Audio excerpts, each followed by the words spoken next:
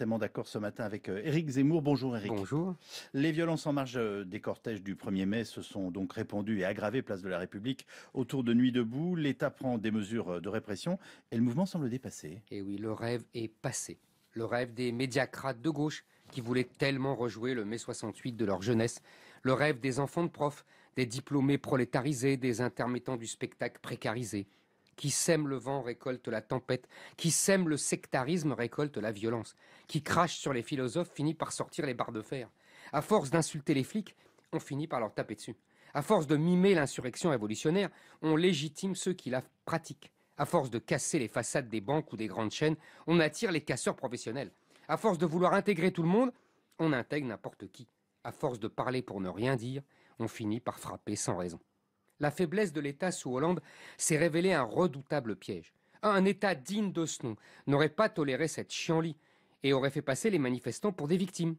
Le laxisme des autorités socialistes les a poussés à la faute, à révéler leur vraie nature. Derrière le masque de bisounours, il y avait des cagoules et des casques. Derrière le désordre sympathique se dissimulait la redoutable instrumentalisation par des militants d'extrême gauche qui n'ont rien à perdre puisqu'ils n'ont rien à espérer.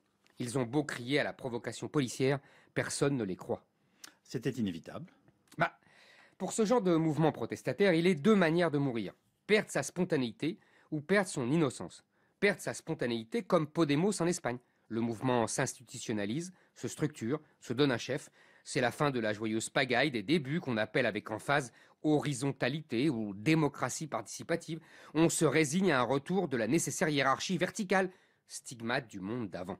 C'est ce que propose Mélenchon avec sa candidature à la présidentielle. En bon français, cela s'appelle une récupération. Et puis, il y a la seconde manière de mourir, celle de Nuit debout.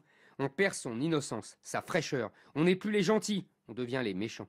On frappe, on casse, on est frappé, on est cassé. C'est la guérilla urbaine. On s'isole, on se marginalise, on s'enferme, on est rejeté par la population.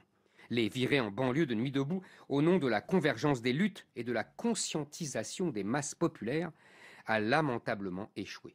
Nuit debout restera un mouvement de petite classe moyenne, précarisée, blanche et urbaine, qui fantasme sur l'ouverture à l'autre, mythifiée. Nuit debout est peut-être venu trop tôt. Les réformes libérales n'ont pas encore imposé à la France une réelle austérité et un véritable appauvrissement de masse.